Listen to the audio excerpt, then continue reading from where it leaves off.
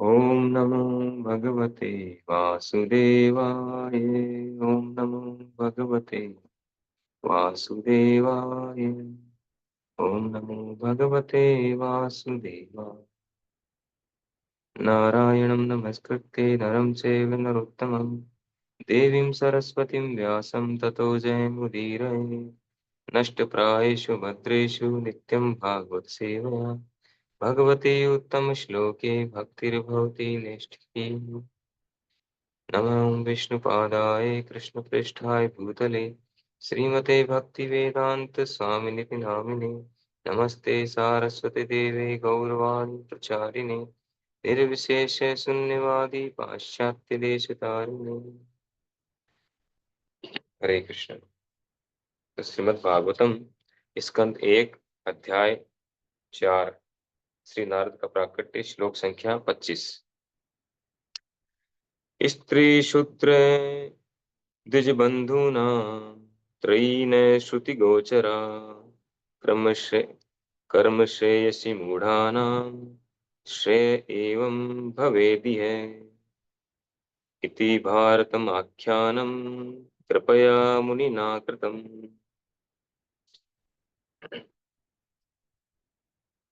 महर्षि ने अनुकंपावश हितकर समझा कि ये मनुष्यों को जीवन का चरम लक्ष्य प्राप्त करने में ये सहायक होगा। इस प्रकार उन्होंने स्त्रियों, शूद्रों तथा द्विज बंधुओं के लिए महाभारत नामक महान ऐतिहासिक कथा का संकलन किया। तात्पर्य। द्विज बंधु वे हैं जो ब्राह्मणों, क्षत्रियों तथा वैश्यों या आध्यात्मिक कुलों में जन्म तो लेते हैं किंतु अपने पूर्वजों के तुल्य नहीं होते। ऐसे वंशज संस्कारों के अभाव में मान्य नहीं बन पाते। ऐसे संस्कार बालक के जन्म लेने के पहले से ही प्रारंभ हो जाते हैं और बीजारोपण पहला गर्भाधान संस्कार कहलाता है। जो व्यक्ति गर्भाधान संस्कार अर्थात आध्यात्मिक परिवार नियोजन की इस प्रक्रिया से नहीं गुजरता उसे द्विज कुल में जन्म नहीं माना जाता उसे द्विज कुल में जन्मा नहीं माना जाता। गर्भाधान संस्कार के बाद अन्य कई संस्कार होते हैं जिनमें उपनयन संस्कार एक है। यह आध्यात्मिक दीक्षा के समय संपन्न होता है। इस विशेष संस्कार के बाद ही कोई द्विज कहलाता है। एक जन्म गर्भाधान संस्कार के समय गिना जाता है और दूसरा आध्यात्मिक दीक्षा के समय। जो इन महत्वपूर्ण संस्कारों से गुजरता है उसे प्रमाणिक द्विज कहा जा सकता है। एक एक पैराग्राफ को समझेंगे। तो इस पैराग्राफ में रूपा जी बता रहे हैं, जैसे श्लोक के ट्रांसलेशन में बताया गया कि श्री व्यास देव जी ने अनुकंपावश कृपावश हम सबका हित जान करके और हम सब जो हैं आध्यात्मिक जीवन में प्रोग्रेस कर सके, हमारे जीवन लक्ष्य को प्राप्त कर सकें, इसके लिए उन्होंने महाभारत नामक ऐतिहासिक कथाओं का संकलन किया। तो तात्पर्य में प्रभुपाद जी समझा रहे हैं कि जो द्विज है, द्विज वे हैं, द्विज यानी द्विजन्मा, इनका 2 बार जन्म होता है, या द्विज का मतलब ब्राह्मण भी होता है। तो द्विज वे हैं जो ब्राह्मण, क्षत्रिय और वैश्य कुल या आध्यात्मिक कुल यानी भक्त, या तो ब्राह्मण, क्षत्रिय, वैश्य या भक्त, इन कुलों में जो जन्म लेता है उसको द्विज कहा जाता है। लेकिन इन कुलों में जन्म लेकर के और अपने पूर्वजों के समान नहीं होते। द्विज बंधु, द्विज कहते हैं जो इन कुलों में जन्म लेते हैं, और द्विज बंधु कहते हैं जो इन कुलों में जन्म तो लेते हैं लेकिन उनमें ऐसे गुण नहीं होते। क्यों नहीं होते गुण? क्योंकि कुछ संस्कार होते हैं जिनका पालन करना अनिवार्य होता है। 16 प्रकार के संस्कार बताए गए, 16 संस्कार। तो उनमें सबसे जो प्रमुख है वो है गर्भाधान संस्कार, इसको बीजारोपण संस्कार भी कहा गया है। गर्भाधान संस्कार सबसे ज्यादा महत्वपूर्ण है। अगर वो सही नहीं हुआ तो बाद वाले पता नहीं इतने इफेक्टिव होंगे कि नहीं होंगे। सबसे महत्वपूर्ण तो वही संस्कार है। तो गर्भाधान संस्कार क्या है, इसको एक और नाम दिया है प्रभुपाद जी, कहते हैं आध्यात्मिक परिवार नियोजन। गर्भाधान संस्कार को आध्यात्मिक परिवार नियोजन भी कहा गया है। तो कह रहे हैं इस प्रक्रिया से जो नहीं गुजरता उसको द्विज कुल में जन्मा नहीं माना जाता। तो ये क्या है?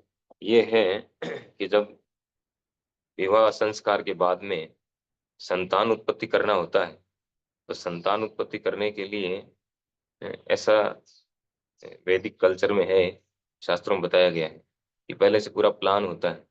प्लान करके सही दिन चुना जाता है, सही समय चुना जाता है, और सही चेतना को विकसित किया जाता है, कृष्ण चेतना। हरि नाम लेकर के अच्छे से कृष्ण चेतना में रह करके फिर जो है पति पत्नी संबंध बनाते हैं। उससे जो है जो संतान उत्पन्न होगी वो कृष्ण भावना भावित संतान उत्पन्न होगी, या विद्वान होगा वो व्यक्ति जो। इसको गर्भाधान बोलते हैं, यानी बीजारोपण। तो ये बीजारोपण जो है एक एग्जाम्पल से हम समझ सकते हैं, अगर ऐसा नहीं किया जाता तो क्या होता है। जब ये घटना आती है भागवतम में, तो जय विजय हिरण्यकशिपु वाली जब घटना बताते हैं नारद मुनि, तो जय विजय का जब ऊपर से वो नीचे गिरते हैं, आध्यात्मिक जगत से नीचे गिरते हैं, तो उस समय जो दीति है, माता दीति, वो कश्यप मुनि को बोलते हैं कि मुझे जो है मुझे भी संतान चाहिए, मेरी सारी बहनों की संतान है, मेरा नहीं है, मुझे नहीं है। तो वो काम द्वारा बहुत ज्यादा प्रभावित हो जाती है। प्रभावित होकर के कश्यप मुनि के पास वो आकर के उनको बोलती है। तो कश्यप मुनि कहते हैं भी ये समय जो ठीक नहीं है, ये गर्भाधान के लिए समय उचित नहीं है, ये संध्या का समय है। इस समय शिव जी अपने गणों के साथ घूमते हैं, और उनके गण होते हैं भूत प्रेत। तो इस समय गर्भाधान किया जाएगा तो ऐसी आत्मा गर्भ में प्रवेश करेगी जो असुर होगी। वो बता देते हैं पहले से, लेकिन वो मानती नहीं है, वो फोर्स करने लग जाती है उनको। फिर वो देव इच्छा समझ करके और कश्यप मुनि जो गर्भाधान करते हैं, और गर्भाधान के तुरंत बाद वो डिक्लेयर कर देते हैं, देवती को बोल देते हैं कि तुम्हारे दो है ना असुर होंगे, और बहुत भयानक असुर होंगे। तो इस प्रकार से जो है इस एग्जाम्पल से हम समझ सकते हैं, गर्भाधान संस्कार का सही से पालन नहीं किया जाता तो किस तरह की संतान हो सकती है। और आजकल जो है आज के युग में कोई इसका पालन नहीं करता है, पता ही नहीं है लोगों को। इस्कॉन में आकर तो पता चलता है गर्भाधान भी कोई संस्कार है, बाहर किसी को पता नहीं, कोई बताने वाला नहीं। तो एक तरह से देखें तो सभी के सभी क्या हैं, शूद्र हैं, शूद्र जन्म ले रहे हैं। द्विज बंधु, वो द्विज कुल में भी जन्म ले रहा है तो द्विज बंधु है, वो द्विज नहीं है। जन्म देने वाले वही हैं और जन्म लेने वाले वही हैं। सब कुछ जो है होल्ड डाउन हो चुका है सबका। तो यहाँ पे कह रहे हैं इन संस्कारों का पालन करना आवश्यक है। दूसरा जो पॉइंट है इसमें परिवार नियोजन, आध्यात्मिक परिवार नियोजन। एक बार प्रभुपाद जी जब अमेरिका में थे, विदेश में, तो वहां पे एक शायद भारतीय व्यक्ति थे, उनसे कोई डिस्कशन हुआ उनका। तो उन्होंने कहा, चाहे विदेशी थे या भारतीय, उन्होंने कहा ये तो नेचुरल है, स्त्री पुरुष का जो आकर्षण है या संग है तो नेचुरल है। तो प्रभुपाद जी ने कहा कि हाँ नेचुरल है, लेकिन नेचुरल तरीके से चलो, फिर पूरी तरह से नेचुरल तरीके से चलो। नेचर के अनुसार तो ये संग इसीलिए किया जाता है ताकि संतान उत्पत्ति के लिए जो है स्त्री पुरुष का संग किया जाता है। लेकिन नेचुरल कहाँ फॉलो कर रहे हो आप तो पूरी तरह से अपोजिट फॉलो कर रहे हो। तरह तरह के साधन उपयोग ले रहे हो। तो इस प्रकार से जो है ये अगर इसको सही से फॉलो किया जाए वैदिक कल्चर को, तो नेचुरली अपने आप ही जो है परिवार नियोजन हो जाएगा, वो भी आध्यात्मिक तरीके से। और जो संतानें होंगी वो कृष्ण भावना भावित संतानें होंगी। आगे कह रहे हैं इसमें, दूसरा संस्कार रूपा जी बता रहे हैं जो महत्वपूर्ण है वो है उपनयन संस्कार। पहला हो गया गर्भाधान संस्कार जो सबसे ज्यादा महत्वपूर्ण है, और दूसरा है उपनयन संस्कार, वो है आध्यात्मिक दीक्षा। उपनयन संस्कार यानी जो जनेऊ पहनाते हैं वो भी होता है, और यहाँ पर रूपा जी बता रहे हैं दूसरा, उसका नाम आध्यात्मिक दीक्षा। आध्यात्मिक दीक्षा यानी जो प्रमाणिक गुरु के द्वारा दी जाती है। तो पहला जन्म है वो गर्भाधान के द्वारा मिलता है। श्री चैतन्य चरितामृत में बताया गया है कि प्रति जन्मे माता पिता सकले पाए, गुरु कृष्ण नाही मिले भजई तथाय, भजई ही आए। ये प्रत्येक जन्म में व्यक्ति माता पिता को प्राप्त करता है। प्रत्येक जन्म, बिना माता पिता के तो जन्म होता नहीं। चाहे कोई सी भी योनि हो, कुत्ते की हो, सुअर की हो, पशु की हो, पक्षी की हो, मनुष्य की हो, देवता की हो, प्रत्येक जन्म में उसको माता पिता जरूर मिलते हैं, लेकिन गुरु कृष्ण जो है वो हर जन्म में नहीं मिलते। तो जो जन्म के द्वारा, गर्भाधान संस्कार के द्वारा जो जन्म होता है, या जो भी जन्म, जिसको पहले जन्म मिलता है माता पिता के द्वारा, जो शरीर मिलता है वो तो सभी को मिलता है, वो तो पशु पक्षियों को भी मिलता है, वो जन्म तो सभी का होता है। तो वो इतना ज्यादा महत्वपूर्ण नहीं है जितना ज्यादा महत्वपूर्ण है आध्यात्मिक दीक्षा। वो प्रामाणिक गुरु के द्वारा मिलती है। और जब आध्यात्मिक दीक्षा मिलती है तब उसको द्विज जन्म कहा जाता है। द्विज, तब वो द्विज बनता है। तो बहुत ही अधिक महत्वपूर्ण है। नहीं तो जन्म तो सभी का होता है, मनुष्य का भी होता है, पशुओं का भी होता है। अगर वो आध्यात्मिक दीक्षा नहीं लेता है तो उसका कोई वैल्यू नहीं है उस व्यक्ति का। उसका जन्म असफल हो जाएगा, सफल नहीं होगा, और जीवन लक्ष्य को प्राप्त नहीं कर पाएगा बिना आध्यात्मिक दीक्षा के, बिना आध्यात्मिक गुरु के।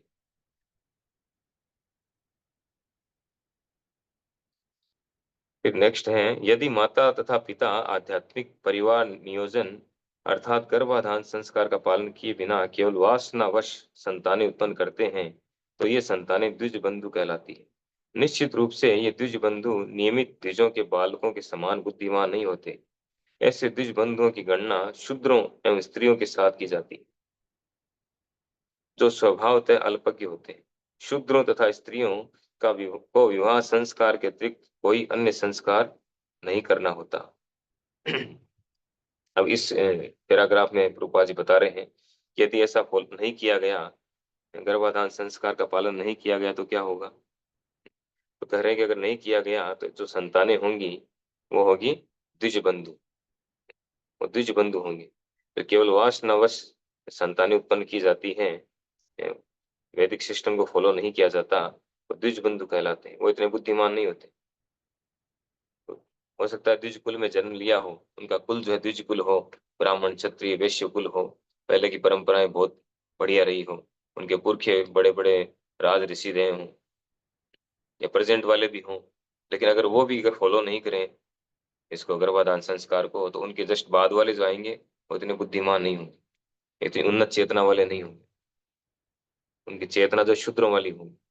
और आजकल में ये देख ही रहे हैं, कलयुग में सभी शूद्र हैं, कलो शूद्र संभव। तो एक और श्लोक में प्रभु बताते हैं, जन्मना जायते शूद्र शूद्रो संस्कारात भवेत् द्विज। वेद पाठ पठेत विप्र ब्रह्म जानाति इति ब्राह्मण। तो श्लोक में बताया गया है कि जन्मना जायते शूद्र, जन्म से सभी शूद्र होते हैं, स्पेशली कलयुग में। तो जन्म से सभी शूद्र होते हैं। जन्मना जायते शूद्र संस्कारात भवेत् द्विज, संस्कारों का पालन करने से वो द्विज बनता है, वो ब्राह्मण बनता है। संस्कारात भवेत् द्विज, तो इन संस्कारों का पालन करना बहुत ही आवश्यक है। अगर नहीं करते हैं तो उनकी जो गणना है वो शूद्रों में की जाएगी। और प्रभुपाद जी कृपा से जो है ये संभव हो रहा है आजकल। हालांकि जन्म से सभी शूद्र हैं, लेकिन हम सभी शूद्रों को भी वो प्रभुपाद जी ने जो है ऊपर उठाया है इस दीक्षा के द्वारा। प्रमाणिक गुरु हमें मिले हैं, और विधिवत दीक्षा मिली है, प्रमाणिक गुरु ने स्वीकार किया है, तो इन सब का जो है बहुत बड़ा सौभाग्य है।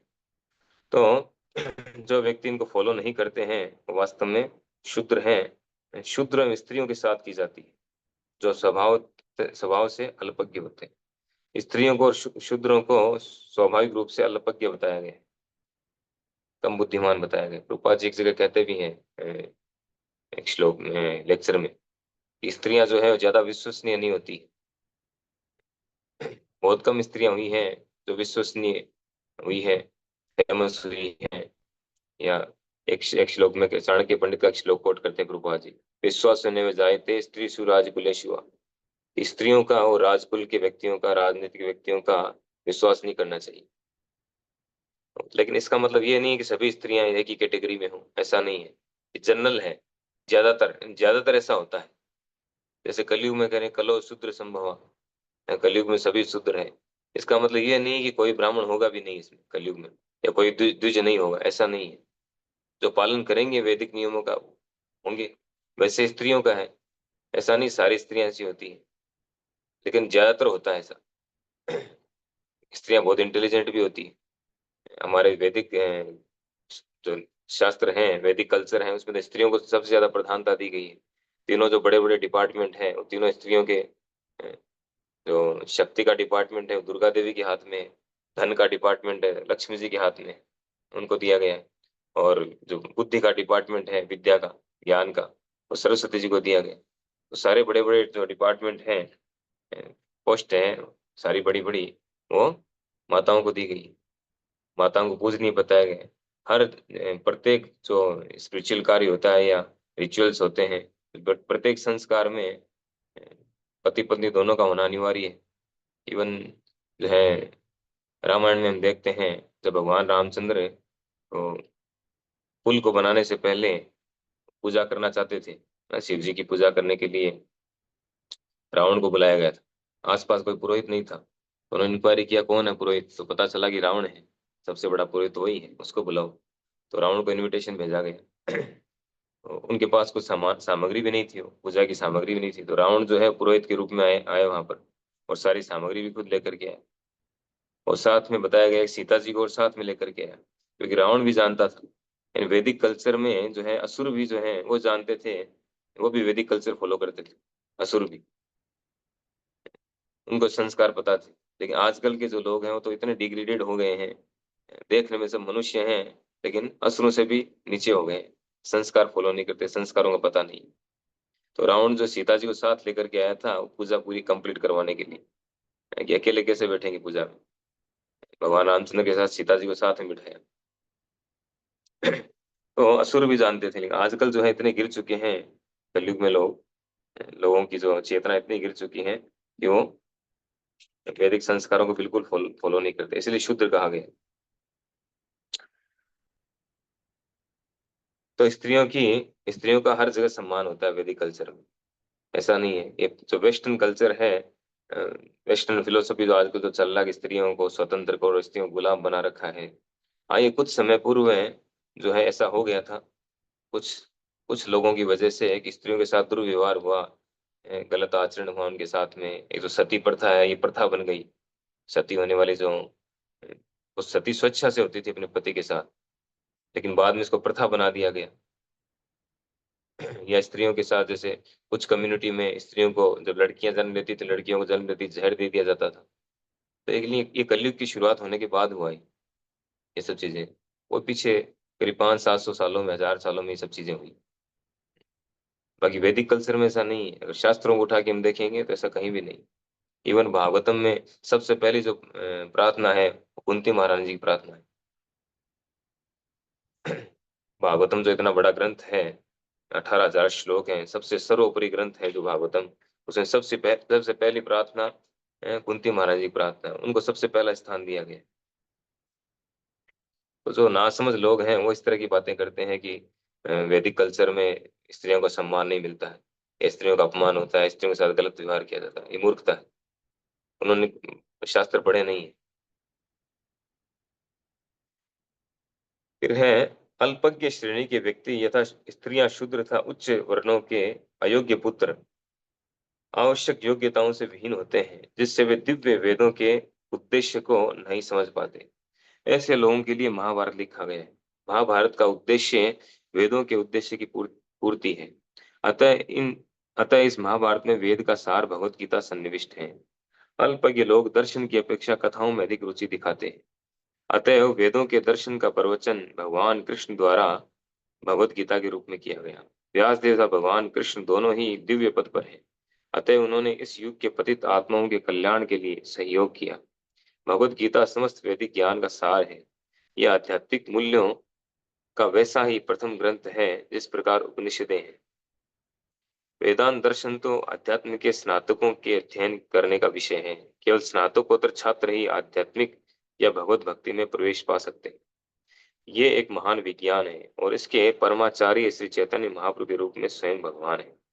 जो लोग उनके द्वारा शक्ति प्रदत्त हैं, वे ही दिव्य भगवत भक्ति में अन्यों को दीक्षित कर सकते हैं। तो इस पैराग्राफ में बता रहे हैं प्रभुपाद जी कि इसकी आवश्यकता क्यों है। कोई पूछे कि संस्कार फॉलो करने की आवश्यकता क्यों है, चलो उसने संस्कार फॉलो नहीं किया, वो द्विज, उसने दीक्षा भी नहीं ली, द्विज नहीं बना, तो उससे क्या नुकसान है? नुकसान क्या होगा? हम तो हमारी लाइफ जी रहे हैं अच्छे से, हमें क्या नुकसान है?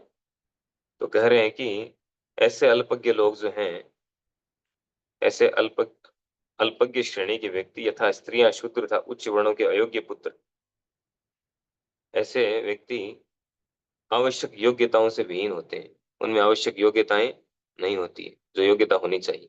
कौन सी योग्यता नहीं होती है? वेदों के दिव्य उद्देश्य को समझने की योग्यता। एक इसमें आया है शब्द, श्लोक में शुरुआत पहली लाइन में, स्त्री शूद्र द्विज बंधु नाम त्रयी न श्रुत गोचरा। त्रयी, त्रयी न श्रुत गोचरा, त्रयी यानी वैदिक शास्त्र, वैदिक शास्त्रों को तीन भागों में डिवाइड किया गया, इसलिए त्रयी बोलते हैं। कर्म कांड, ज्ञान कांड, उपासना कांड, ये तीन विभाग है वैदिक शास्त्रों में। तो वैदिक शास्त्रों को ऐसे लोग नहीं समझ पाते। बाकी सारा वो समझ लेंगे, भौतिक जगत का सारा ज्ञान समझ लेंगे, लेकिन वैदिक शास्त्रों को नहीं समझ पाएंगे। और वैदिक शास्त्रों को नहीं समझ पाएंगे तो क्या होगा? क्या नुकसान होगा? नुकसान ये होगा, अपने जीवन लक्ष्य को नहीं समझ पाएंगे, न तो सेल्फ रियलाइजेशन कर पाएंगे, न भगवान का साक्षात्कार, न खुद का साक्षात्कार, न भगवान का साक्षात्कार। और भगवान के विषय में नहीं जान पाएंगे तो इस भौतिक जगत से निकलेंगे नहीं, और इसी तरह जन्म मृत्यु के चक्कर में भटकते रहेंगे। ये सबसे बड़ा नुकसान है। जो जिस कार्य के लिए, जिस उद्देश्य के लिए मनुष्य शरीर मिला है, वो उद्देश्य कभी भी वो अचीव नहीं कर पाएंगे, और पूरा जीवन का व्यर्थ चला जाएगा, फिर वही जन्म मृत्यु के चक्कर में फंस जाएंगे। तो इसीलिए ये द्विज बनना जरूरी है। द्विज बनना क्यों जरूरी है? इसीलिए है ताकि हम वेदों को, वैदिक साहित्यों को समझ पाए। और वैदिक साहित्य का उद्देश्य है वासुदेव सर्वम इति स महात्मा सुदुर्लभ, भगवान श्री कृष्ण को जानना। वासुदेव परावेदा, वेदों का जो लक्ष्य है वो भगवान श्री कृष्ण को जानना है। तो इस लक्ष्य को हम प्राप्त करें, वो तभी प्राप्त कर पाएंगे जब हम, पहली कंडीशन गर्भाधान संस्कार, और दूसरी कंडीशन जो है वो है प्रामाणिक गुरु से दीक्षा। पहला नहीं भी हो पाया तो दूसरा तो होना ही चाहिए। फिर कह रहे हैं इसमें कि इस उद्देश्य की पूर्ति, और महाभारत जो है, ऐसे लोग जो नहीं समझ पाते हैं उनके लिए क्या करें फिर? क्या उपाय है? जो अपने वो लोग जीवन का लक्ष्य कैसे प्राप्त करेंगे? तो कह रहे हैं कि उन लोगों के लिए भी श्री व्यास देव ने क्या किया? महाभारत की रचना की, कि उनका भी कल्याण। जो ऐसे शूद्र हैं, द्विज बंधु हैं, स्त्रियां हैं, उनके कल्याण के लिए भी उन्होंने क्या किया? महाभारत की रचना की है। और महाभारत में आती है भगवत गीता। भगवत गीता सारे शास्त्रों का सार है, संपूर्ण वैदिक शास्त्रों का सार है भगवत गीता। तो देखिए, जो वेद व्यास जी हैं कितने करुणामय हैं। उन्होंने प्रत्येक व्यक्ति के विषय में सोचा है। ऐसा नहीं केवल द्विजों के विषय में सोचा है, ब्राह्मणों के विषय में सोचा है, क्षत्रियों के विषय में सोचा है, सभी के विषय में, एक एक व्यक्ति के विषय में सोचा है उन्होंने। सभी के लिए वैदिक शास्त्र बनाए हैं, हर हर स्तर के व्यक्ति के लिए, प्रत्येक स्तर के व्यक्ति के लिए। तो कह रहे हैं कि महाभारत में जो है, महाभारत में क्या है? कथाएं हैं। और जो अल्पज्ञ लोग होते हैं, कम बुद्धिमानी लोग होते हैं, कम बुद्धिमान वाले बुद्धि वाले लोग, वो कथाओं में ज्यादा रुचि लेते हैं, वो दर्शन में रुचि नहीं लेते। और आप ये देख भी सकते हैं, हम कहीं भी इस्कॉन का जब लेक्चर होता है, इस्कॉन के लेक्चर्स में क्या होता है, इस्कॉन के भक्त जो लेक्चर देते हैं, कथाएं कम होती हैं और फिलोसफी ज्यादा होती है, दर्शन ज्यादा होता है। और अगर प्रभुपाद जी के लेक्चर सुनेंगे तो कथाएं नहीं के बराबर है, फिलोसफी है केवल ज्यादातर। और जो आम व्यक्ति है वो फिलोसफी नहीं समझता है, दर्शन उसको बोरिंग लगने लग जाता है, हो सकता है क्या चल रहा है उसकी समझ के परे है वो। या तो छोड़ के चला जाएगा, या वो और कोई तरीके से टाइम पास करने लग जाएगा। तो वो कथाओं में ज्यादा रुचि लेता है। इसीलिए व्यास देव जी ने क्या किया, महाभारत में सारे इतिहास, जितना भी इतिहास हुआ है, वो सब कथाएं लेकर के और उन्होंने महाभारत की रचना की, जिससे ऐसे लोग भी रुचि लें कथाओं में, और रुचि लेकर के वो अपना जीवन सुधार सकें। और उसी में भगवत गीता को दे दिया। यानी भगवान श्री कृष्ण और व्यास देव जी दोनों ने मिलकर के पतित आत्माओं के कल्याण के लिए दोनों ने सहयोग करके, और इस तरह से भगवत गीता उसमें डाल करके महाभारत में, और एक जैसे बनाते हैं ना, क्या बोलते हैं इसको, सैंडविच, सैंडविच की तरह बना दिया उसको, भगवत गीता अंदर डाल दिया, जिसमें दर्शन है, उसमें दर्शन आ गया, बाकी स्टोरी आ गई सारी, दोनों चीजें आ गई। तो इस प्रकार से कह रहे हैं, और अंत में जो कह रहे हैं कि जो वेदांत दर्शन है, वेदांत दर्शन तो बहुत हाई लेवल की चीज है। महाभारत ऐसे लोगों के लिए, ऐसे लोग जो हैं वेदांत दर्शन को नहीं समझ पाते। वेदांत दर्शन तो स्नातकों के लिए है, जो बहुत आगे बढ़े हुए हैं ऐसे लोगों के लिए है। स्नातकोत्तर के छात्र ही आध्यात्मिक या भगवत भक्ति में प्रवेश कर सकते हैं। साधारण व्यक्ति आध्यात्मिक जीवन में जल्दी से प्रवेश नहीं कर सकते। वो पहले ये सब स्टोरीज पढ़ पढ़ के थोड़ा उनका सुधार होगा, तब वो आगे बढ़ सकते हैं। और कह रहे हैं कि ये एक महान विज्ञान है, जो आध्यात्मिक और भगवत भक्ति जो है, भगवत भक्ति महान विज्ञान है। और इसके परम आचार्य थे श्री चैतन्य महाप्रभु, जो स्वयं भगवान श्री कृष्ण हैं। और उनके द्वारा जो शक्ति प्रदत्त है, वही भगवत भक्ति में अन्यों को दीक्षित कर सकते हैं। ये भगवत भक्ति जो है, ये कौन प्रदान कर सकते हैं? ये हर कोई प्रदान नहीं कर सकता है। ये श्री चैतन्य महाप्रभु के इस प्रमाणिक संप्रदाय में उनके द्वारा दीक्षित, उनके संप्रदाय में जो दीक्षित दीक्षित हैं और भगवत भक्ति में दीक्षित है, और उनके द्वारा जो शक्ति प्रदत्त है, विशेष शक्ति प्रदत्त है चैतन्य महाप्रभु जी के द्वारा, वही व्यक्ति जो है आगे लोगों को ये आध्यात्मिक ज्ञान प्रदान कर सकते हैं। ये कोई साधारण ज्ञान नहीं है, साधारण लोगों के लिए उन्होंने महाभारत दिया है। तो इस प्रकार से जो है बहुत ही महत्वपूर्ण पॉइंट है इस श्लोक में। एक तो जो है संस्कारों का पालन करना आवश्यक है। संस्कारों का पालन नहीं करेंगे तो कभी भी वो द्विज नहीं बन पाएंगे, द्विज बंधु रहेंगे, शूद्र बन जाएंगे वो, चाहे उच्च कुल में क्यों न जन्मा हो। तो जो उच्च कुल के लोग हैं, उनको तो संस्कारों को पालन करना आवश्यक है ही। शूद्र और स्त्रियों के लिए कहा गया है केवल विवाह संस्कार होता है, और कोई संस्कार पालन करने की आवश्यकता नहीं। लेकिन विवाह संस्कार होता है उनके लिए। अगर विवाह संस्कार को फॉलो नहीं करें तो सब क्या है, पशु है वे। पशुओं में विवाह संस्कार नहीं होता है, उनके लिए सब एक समान है। लेकिन विवाह संस्कार मनुष्य के लिए है। और बाकी सारे संस्कार जो हैं, ऐसे सभी को पालन करना चाहिए, लेकिन नहीं करते हैं। तो कम से कम जो उच्च कुल में जन्म लिए हैं, उच्च कुल वाले हैं, जो उच्च गुणों वाले हैं, वो तो कम से कम उनका पालन करें। और ये नहीं कर पाए हैं या कर रहे हैं, जो भी स्थिति है, अब कम से कम हम प्रमाणिक संप्रदाय में दीक्षा तो लें। ये तो होना ही चाहिए। अगर दीक्षा नहीं लिया, दीक्षित नहीं हुए प्रमाणिक गुरु से, तो सब कुछ बेकार। हम कभी भी वैदिक शास्त्रों के प्रयोजन को नहीं समझ पाएंगे। और अगर वैदिक शास्त्रों के प्रयोजन को नहीं समझेंगे तो हमारा पूरा जीवन बेकार हो जाएगा। हरे कृष्ण। श्रील प्रभुपाद की जय। श्रीमद् भागवत महापुराण की जय।